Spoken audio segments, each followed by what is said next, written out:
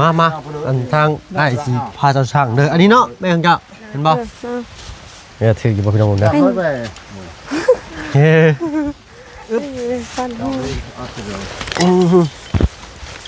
นั่นก็เดี๋ยวค่อยจัดการให้ปอโตมันก็ได้14โล16โลโอ้เวเลยค่ะระวังเผื่อไปด้วยฝนตกพี่หน่อยนะ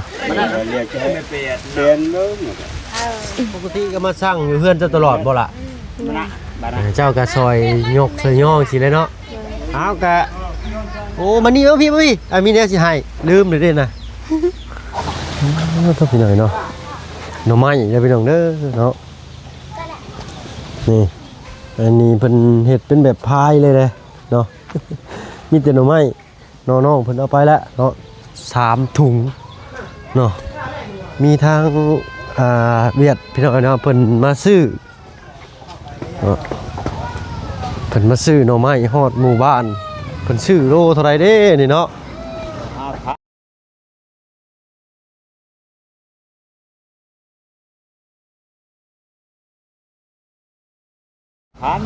โล5,000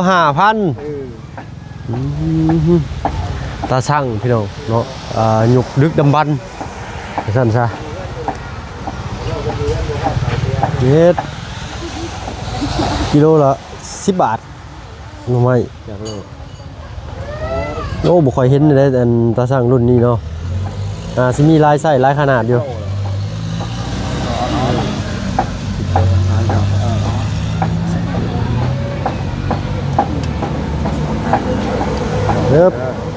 โล10 โล10 โลบ่ล่ะนะโอ้50เลยเนาะโอ้เพิ่นเป็นหน่อไม้ปอกหมดเลย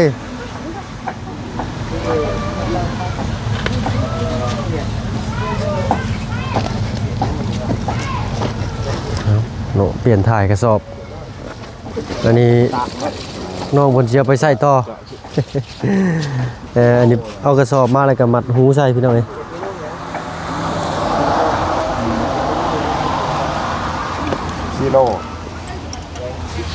14 โลตัวนี้เอาปล่อยใส่ค้างเฮือนเลยเนาะแต่โดนเลยพี่น้อยเนาะบ่ได้เห็นนั่นนี่เนาะเรียกว่าทางฝั่งไทยเฮายังลงเรืออยู่หรือบ่เนาะเห็นบางคนก็เห็นตั้งแต่ยังน้อยๆพี่น้อยเนาะแล้วก็บ่ได้เห็นอีกเลยเนาะจนเท่ามาปัจจุบันนี้เนาะกราบทักทายเด้อพี่น้องเด้อกราบทักทายสบายดีหมู่เพื่อนกันเบิดทุกคนเนาะ7 โลใช่แม่10 โล10 โล50นี่ถอยละ30ผู้นี้ได้ได้70,000เลยเนาะได้10 โลป่ะ14 โลโอ้อยู่เทิงเฮือนเสียยังได้ต่ำอยู่เนาะอันนี้เพิ่นถือมานำเนาะนี่เนาะอ๋อในบ้านในของในบ้านของในบ้านโอ้ผมบ่มีทิ้งมาตอนนั้นแหละเขาเอาแต่นี้แต่ละปีเขาติดตลอดกันทึกบันทึกแล้วก็เอาตลอดตัวเลขอันนี้เอาไว้ในหมู่บ้านไม่ใช่เลยเนาะสมัยเขาชูเล็กนั่นแหละเลยคนใช่แบบนี้แต่ด้นเนี่ยพี่น้องยังลงเรืออยู่โอ้มันกระตุ่มเนาะรายการเห็ดรายการช่างก็คือถ่วงน้ำหนักเนาะจุดนี้สินักน้าเนี่ยเลยกักพี่หน่อยเนาะ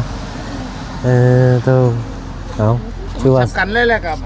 กับอันตาสั่งของมือนี่ซิงเนาะบ้านเอิญเนาะสำคัญกับอันซิงบ้านเฮาพี่หน่อยเนาะน้องผู้นักสิขายบอกมามาล่ะมาต้องงานกันจ้ะอุ้ยเราอ่ะโอ้ด้านได้อายอุดได้มาเด้อเราเมื่อป้าได้นี่เนาะน้องๆเพิ่นในหมู่บ้านฮอดบ่10 หลังคาเฮือนนั่นเนาะ7 หลังคาโอ้ถือว่าเบิดสุรังเลยโอ้น้องเพิ่นได้หลายกว่าหมู่เพิ่นว่า เอาเนาะมีหน่อยดีกว่าบ่มีล่ะเอ้ยรูดก็ไปให้เราสุดรถก็ได้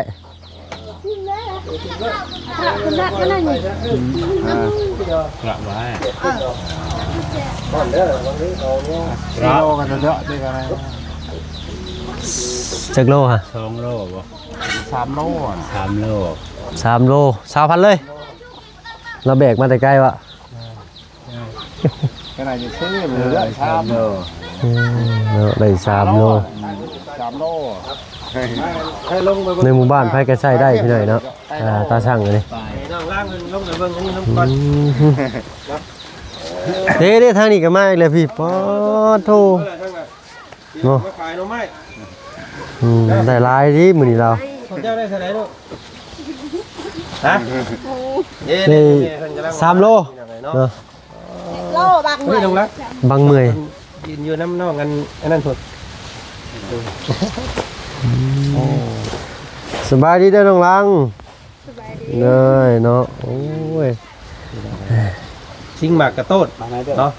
หายากได้ชิงนี่พี่น้องก็นึกว่าลึกล่างไปได้นี่ยังมีอยู่เนาะ โอ้จักปีแล้วบ่ได้เห็นนี่ เอ้า ก่อนอยู่25โลตัวนี้ กลัวบ่จัก มาเบิ่งกันเนาะค่อยว่า25เด้อ เฮ็ดอู้นักสุด100 โลเราอ่ะพี่น้องเว้ยเรารับได้ 17บ่ 17บ่ป้าเกี่ยวพอ โอ้มันต้องเอาขึ้นอีกได้ฮะประมาณ19ได้อยู่ ได้อยู่สมัย 7แล้ว 17เนาะเบิ่งยากเด้อพี่น้องแปลกเด้อมื้อนี้เนาะเห็นของแปลกมื้อนี้ เราคือสิแบกมาแต่ไกลส่งแล้วเปียกเบิดไปหน่อย อันนี้แม่น้องน้ำอ้อยเพิ่นเนาะได้จักพันรุ่นเบิ่งของเจ้าเนาะ แล้วเงินหัวยังได้เท่าไหร่ได้50โอ้ได้หลายแท้เฮ้ย เท่าไหร่10 โลอ่ะ โอ้บ่ธรรมดาเด้อเนาะอันนี้ของไผได้เท่านี้ของเจ้าน่ะจักพันแบบนี้ 3 โล ได้3 โลโล 5,000บ่ โดย อ๋อโลกลัวฮอดเข่าฮอดน้ำได้อีก แม่น โน่ เนาะ จังพ่อเด้อซั่นนี่จังพ่ออันเพิ่นจังหาหน่อไม้เด้อนี่เนาะไปหาหน่อไม้นะซะเฮาบ่พึ่งปะ โอ้ว่าจะได้ลุงเป็นคนตกเชียงออกดีซ้ำ ให้น้องลังเพิ่นกับเขาน้องอ้อย โอ้บ่ได้ดอกเจ้าลูก หน่อไม้มาขาย บ่ได้ดอกลุงเจ้านะ นะ ถากลายฝนตก บ่ แม่นถากลาย โอ้ย เนาะ ทากมีทากบ่ เท่าไหร่17 โลซื้อเท่าไหร่ 17 7 10 โลกะ50 7 โลกะ เก้าพุ่นนี้90 75 40 85 75 40แม่น40รถ75กับ40แหละ 85 แม่นบ่บ่อยู่เจือบ่เพิ่ง คือ9กับ90,000รวมเบิด 75 35 ก็85 ก็85,000 85 เออ 85,000 85cái đẹp là tại ỏi kìa mới là thấy đấy 15 kìa อันนั้นแม่เอามาขายลูก โอ้ทางน่ะอายพี่หน่อยเนาะ อันนี้ กล้า อาย มา เพิ่น เด้อมาเด้อ มาหับซื้อบ่มาหับติดนี่บ่ rồi nó sư là sư ใช้สรถเด้รถเพิ่นมาเอา อันนี้นี่ รถจักรเอ้โอ้สิเอามื้อนี้ได้นี่ บาทสิกี่ โอ้มาเมื่อบ้านสกีนี่บ่อ่ะ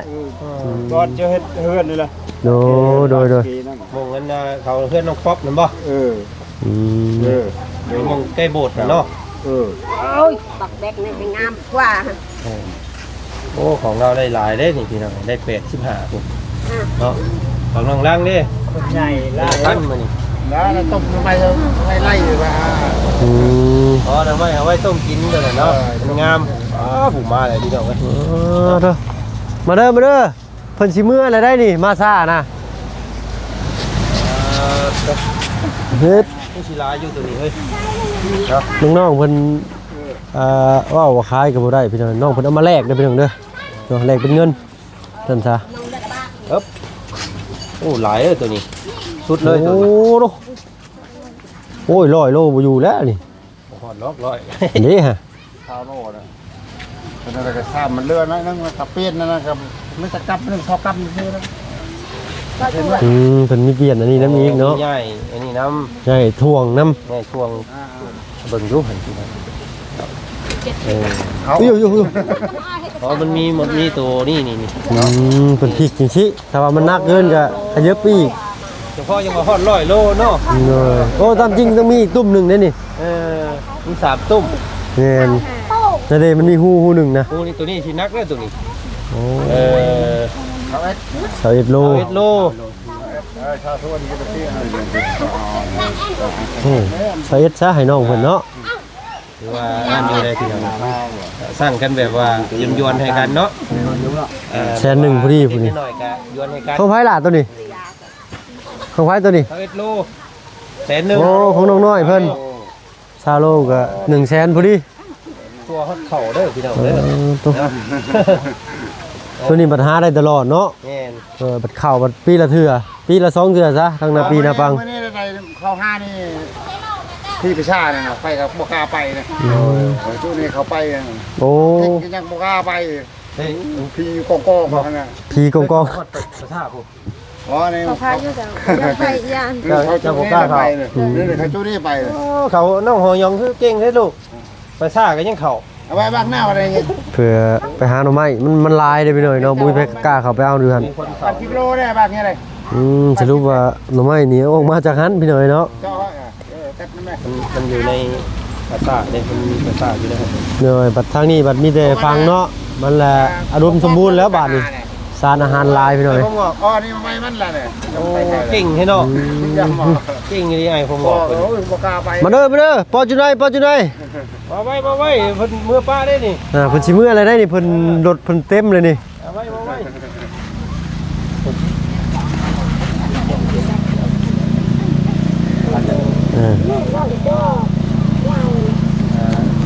ใหญ่เนาะน้องใหม่เนาะมาจิกเบิ่งอยู่ จ้องไม่ได้จ้องไม่ โอ้ผู้สาวขี้อายเนาะทางนี้เนาะบ่ต้องอายก็อย่าน้องเลยเนาะมา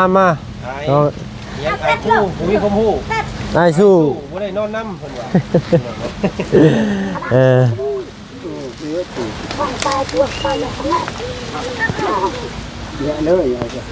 อักตัวนี้ นี่ได้เหาะหอยที่เราแรกเสียบเราแรก มันที่เนาะ เสียบเลย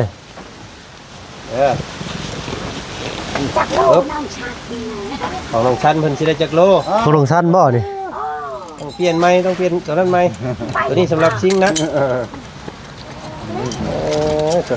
เราหาเบิ่งยากมื้อนี้มาเห็นการค้าขายแบบดั้งเดิมแบบชาวบ้านเนาะติดซิงกระต้นเพิ่นเอิ้นพี่น้องเนาะหรือว่าซิงแบบใดในฝั่งไทยเพิ่นเอิ้นเนาะคอมเมนต์มาในเด้อพี่น้องแต่ทางบ่จันรู้สึกว่า 10โลเฉย ซิงกระ 15 โต้นซิงหมักกระโต้น 7 6โล6 5 30 6โล 30พัน แบบยวนๆเนาะ นั่น อ๋อข้าวโลถูกได้30พัดเนี่ย 30 เออ เอาตัวนี้สไลด์มาดิเบิ่งเต็ม ย่างเลยป่ะ อึ๊บอันนี้ก็สิ6คือกันนี่แหละเบิ่ง อ๋อ 5ปลาย5ชมตำ โล65 สเจ็ดมีกรรมมานำ ถ้าไล่คักๆนี่ กำเนี่ยก็แล้ว กลัวอยู่เลยพี่น้องแต่ว่าอันนี้กับปะนะแบบยวนกัน เอาไปว่าเอาแต่จำนวนตรงๆเลย ได้เปรียบนิดนึง เออ ว่าได้เปรียบนิดนึง เอ้ยลืมมาถุงบาทนี่ ถาถุงกันด้วย ย่าฮาโลย่าบางฮาโลย่าฮาโลแรก บัง5 โลพี่หน่อยเนาะโอ้เบิ่งก็อีกก่อนพี่หน่อยเนาะติดใจ เจ้าหนังกินแล้วบ่เจ้า อันนี้ไว้ใช้สำหรับหมู่บ้านหนึ่งเนาะ ทำยังบุกกินได้ น่าจะเป็นของมาจากไซเด้นี่เนาะของเวียดนี่คือซิบ่แม่น โอ้ใช่ไหมตะเก้าเลยยังมาลา เฮ็ดพี่แม่นบ่ของเวียดนี่พี่หน่อยเนาะมีกรุ๊ปเนาะเพิ่นตะสั่งของเวียดเพิ่นเนาะ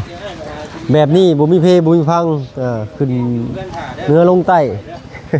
ขึ้นห้วยลงห้วยบ่มีเพบ่มีพังเลยโอ้เฮ็ดกระสอบน้องๆเพิ่นต้องเอากลับได้ไปหน่อยเนาะบ่ว่าไปใช้ต่อหลายลีดิ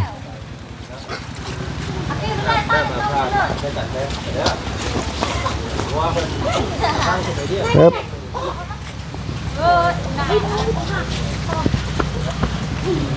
ชามกระสอบเชื่อไปได้บ่บัดนี้อ้าย ได้ ปกติเคยบรรทุกนักหลายชุดเท่าไดนี่ เนี่ย เคยใส่หลายชุดจักกระสอบนี่ ถ้าชอบใช้ได้อ่า มีลมเลย ถ้าชอบยังได้ เพิ่นหับซื้อแล้วเพิ่นเอาไปขายต่อพี่หน่อยเนาะเพิ่นก็โบ้ไปขายต่อนี่ได้กำไร บ่มีใครอย่างมีเฮ็ดจางอย่างคน เหนื่อย เฒ่าเนี่ยมีตะไคร้ เอาไปขายต่อนี่ได้โลเท่าไหร่อะ ได้ ก็ได้ พันเฮ็ดถุงอีก เหนื่อย ถุ ต้ ง มเล็ก 8,000 ดุ้งถุงก็7,000 ดุ้งถุงก็10,000 ดุ้งนั่นนะ เหนื่อย รอขาย ไปเลาะขายอยู่เวียดพุ่นบ่นี่ อยู่เวียด โดยพี่น้องเลยเนาะ น้องยากได้เงิน แม่นแนะเพื่อสิได้เงินเพิ่นพี่น้อยเนาะบ่ว่าอาชีพได้หลายเนาะเอาสู้ๆเนาะเพิ่นอยู่บ้านสกี้นี่แหละพี่น้อยเนาะบ้านเดียวกับน้องป๊อป บัดซ่องนะ สะป้วงเนาะ ถ่ายรูปน้ำมันนี่นี่ เท่า เขารูปกับเป็นที่ เขากล้องบ่เอาจักบาทเด้อเอาโอ้โหเนาะ นักดิ หน้าหนึ่ง ทิศเบิ่งซิ่งเฮาเองก่อน เลยมาได้ น้ำบ้าน ซิ่ง ตาช่างนี่นี่ ตาสร้างหมากกระโต้นพี่น้องเอิ้นเนาะเป็นหมากกระโต้นสิอันนี้บ่จันเห็นตั้งแต่น้อยๆแล้วอันนี้เนาะแต่ว่าเพิ่นลึกล่างไปแล้วยังคือเก่าอยู่ จะลืมบ่จะกลับมาเห็นอีก อ๋อหาก็เห็นเนาะก่อนนี่ เนย เงินข่อยก็มีอันนี้ ทางประตูทวด เนย เป็นทับซื้องิ้วซื้ออย่างยามที่เด้เนาะ เนย หาก็มาเห็นอีกพี่น้องเลย โอ้จักปีเลยเนาะ เก่งเนาะ ก็ผมได้แล้วประมาณ12โอ้ย22ปี ประมาณ20กว่าปีที่แล้วยังเห็น ที่เคยเห็นนะพี่น้อยเนาะเพราะว่าสมัยตะกี้ถ้าบ่เพิ่นก็เคยแล่นขายเล็กอยู่แถวบ้านอยู่ได้เก็บไปแลกขนมอม เนาะ ก็สร้างเป็นได้เนาะ เนย ถือว่าระบบฟิสิกส์ของพวกเพิ่นนี่ดีได้แต่ก่อน แม่นแน่จักโลนี่100กิโล 100 กิโลได้สามารถ 100กิโลนะ โมเมนต์ธรรมดาได้ มันเป็นทวงน้ำหนักแบบ โมเมนต์ธรรมดาได้เด็กสำนี่นี่ติดได้100 โล เนย เนาะสุดยอด เพิ่นเดินระบบนึงระบบฟิสิกส์บ่ ระบบฟิสิกส์ ฟิสิกส์ทวงนาอะไรก็มีกระตุ้มนำ นี่อันนี้นักสุดตัวนี้อันนี้นักกลางอันนี้เบา บ่ได้ลูกตัวนี้ธรรมดาตัวนี้นะคือว่ายังบ่หนักแฮงคือตัวนี้นี่หนักแฮงต้อนรับสิฮอด100แล้วเห็นเพิ่นสั่งกี่นี่เด้เพิ่นสั่งตัวน้อยแล้วเพิ่นเอาห้อยอยู่ตัวนี้ เห็นบ่ แม่น ทำตัวเบาเนี่ยตัวนี้บ่เบาชุดเนี่ยอันนี้เบานักกลางนี่เนาะ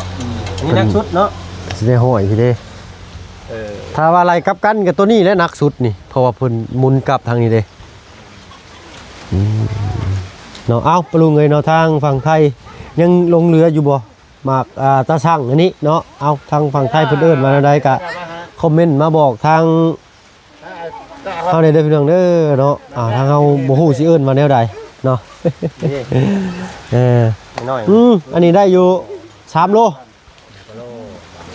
ก็2โลเนาะฮอดบ่โล ปลาย ของไผของน้องทิ้งบ่ โดย ไปหาไม้ขึ้นเลยเขาเอาเลย หาหน่อไม้มากินแหละมันเหลือกะเปลี่ยนเป็นเงินไปหน่อยเนาะ มาแม่ บากโลนะเจาะไว้เถอะแต่มา โตมาอีกแล้วผู้น้องลังเนาะว้าโทเจ้ากะไปหามาขายเองสิบ่ แต่ว่าเขาให้แม่หมดแล้ว อ๋อให้แม่ขายได้ก็ให้แม่เบิดเลยเนาะมาเขามาห่มพี่ล่ะเขามาห่มพี่เนาะ2โลบ่นี่ โลไปเพิ่นให้ อ๋อโลปลายเพิ่นให้ไปเลย10,000เนาะของไผนี่ นี่บ่ ด้วย ตัวน้อยๆนี่ อ๋อของแม่น้อง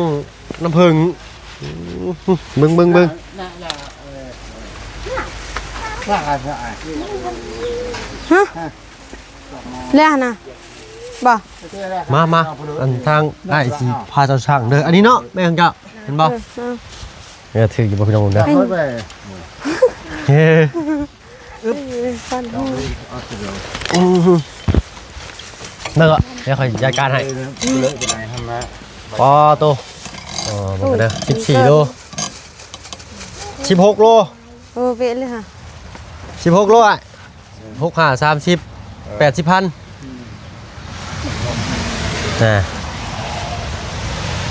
เห็นบ่16เป๊ะเลย เลย ก็6 5 30 10โลก็50 6 5 30 80,000 โอ้ยมีมันอันคือซะ โอ้ได้หลายตัวนี่เนาะไปหากับไผแม่ เลยอ่ะ อ้าวกะนี่ ทางน้องน้ำผึ้งมันไปบ่ได้เนาะไปยากมายาก ได้ที่วันนั้นแย่ โอ้ยเอาโอ้ยน้องเพิ่นซอยพี่หน่อยเนาะ ช่วยเราแก้ไอ้ประยวน เอ้ยเบิ่งมาประยุน ใช่กล้วยชิดตอนนี้ได้ชื่อตลาดนะ นี่บางเปียไปตรง ฝนตกพี่หน่อยนะ เรียกให้เปลี่ยนมึงเปลี่ยนไม่ต้อง หน้าบ้าน เนี่ยไม่ดึงไง เลยอย่าดึงบางนี่ ไปเนี่ยเฮ้ย ยังพี่หน่อยเนาะภาษาทางท้องถิ่นเพิ่นเนาะ ชูบาเบาไว้ เดี๋ยวเพิ่นได้กระสอบบ่ ยันนี่กับนึกเอาเชื่ออะไรกัน เพิ่นจะได้กระสอบคืน วันน่ะเดี๋ยวไปเลย เออ แกะหน้า เอาให้เพิ่นเลยบ่เอาให้เพิ่นเลยโลดเนาะกระสอบใบละ2,000 1,000 2,000พี่หน่อยเนาะเชื่อเลยเจ้ากะใบละ1,000ให้เราพอดีได้ไปใส่ข้างหน้าอีกทำเพิ่นกะ81,000นะต่อยสบายเพิ่นอ้ายเพิ่นนี่ก็มีก็ดีได้พี่หน่อยเนาะเพราะว่าเพิ่นซ้ำว่ามาสร้างรายได้ให้ในหมู่บ้านว่าซั่นซะเนาะคนที่เพิ่นบ่มีรถบ่มีรางเพราะว่าส่วนมากแต่คนทางนี้ก็บ่ค่อยมีรถพี่หน่อยเนาะรถยานพาหนะไปมาหาสู่เนาะก็บ่จักสิไปขายใช้นอกจากท้องคอยท่าเพิ่นมาซื้อเนาะปกติก็มาสั่งอยู่เฮือนเจ้าตลอดบ่ล่ะเจ้าก็ซอยยกซอยย่องสิได้เนาะ อ้าวเนาะดีแล้วจะเฮ็ดนั่นหลายเนาะซอยเพิ่นในหมู่บ้านมื้อนี้เนาะเจ้าสิมีโชคเด้อเบิ่งเงินนี่นะ เนาะ ยิ้มแย้มจะถ้าว่าอยากให้มีโชคดีคักๆนี่ใส่สิน โอ้ยสิ้นเนาะ แม่นส่งนี่เฮาไว้ใส่ไปไปลิ้นน้ำเพื่อนหมู่เพิ่นครูเนาะมันจึงไปมาสะดวกเฮาอยู่เฮือนอยู่ซ่านเนาะเป็นผู้หญิงนี่คืออันนี้ใส่สินอยากเห็นน้องใส่สินเด้เนาะบ่มีบ่ล่ะ นี่ มีอยู่เนาะแล้วลุงหนวดเอามาให้บ่ เลย เอาต้องเอาใส่เพิ่นเบิ่งเด้อเจ้าน้อยนี่สิมีคนบ่สูงบ่ต่ำเนาะบ่รอบ่ขี้ร้ายเนาะที่มามอบโชคดีให้เจ้าเด้อคันเจ้านุ่งสิ้นนี่โชคดีเด้อเนาะแต่ว่าผมเรางามนะพี่น้องเนาะบ่ได้ไปยืดบ่ได้ไปหยังมีน้ำหนักไอ้ในผมเรา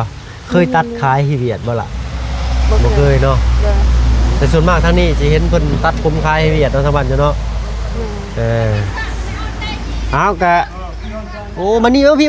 มีแนวสิให้ลืมเลยเด้นะพี่หน่อยเนาะเว้าจังหน่อยมันลืมเลยได้นี่เนาะปาเถอะคันว่าบ่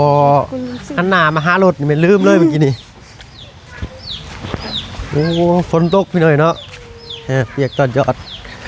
คืนได้ในหมู่บ้านเพิ่นนี่ก็ได้ปึ๊บมาเปึ๊บเ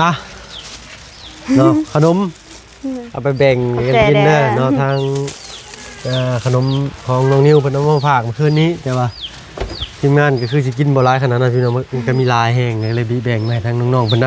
ำเนาะเอ้ากระสั่นได้ไปทางอื่นก่อนเด้อ เลย เนาะมีแต่นั่นแหละเจ้าสิมีโชคใหญ่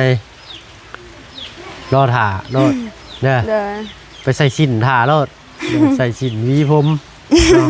เลย อ้าวก็ไอ้เว้าหยอกซื่อเนาะแต่โชคเขามีแน่นอนแต่เจ้าก็แต่งตัวตามธรรมชาติเจ้าแหละแต่ว่าถ้าใส่ชิ้นก็ดีเนาะเพราะว่ามันเป็นพื้นบ้านของเฮา เลย โอเคไอ้ไปแล้ว สบายดีจ้ะโดยมาละเอาไม้มาให้อ้ายแน่เนาะมื้อนี้บ่ได้ไปเลี้ยงงัวเนาะแม่ไปโอ้อ้ายจะไปโอเคล่ะไปเนาะแบ่งปันขนมพุ่นแหละเพิ่นกินน้ำเนาะป้าพี่น้องทั้งเฮาก็สิขอตัวลำลาแล้วบัดนี้เนาะ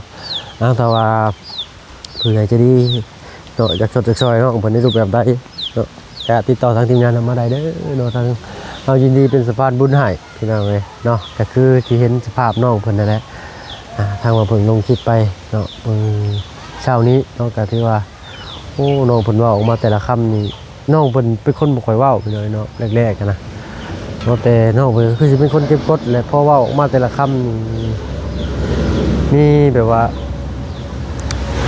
จะสิบอกให้พี่น้องเนาะบางคนก็เว้าบ่ถูกบอกบ่ถูกคือกันเนาะเอาเป็นว่าก็ติดตามเบิ่งในคลิปนั่นแหละพี่น้องเอ้ยเนาะสำหรับคลิปนี้ขอตัวลำลาแล้วพี่น้องเอ้ยเนาะอยู่ดีมีแรงบัดสุขทุกคนลาพี่น้องสบายดีจ้ะ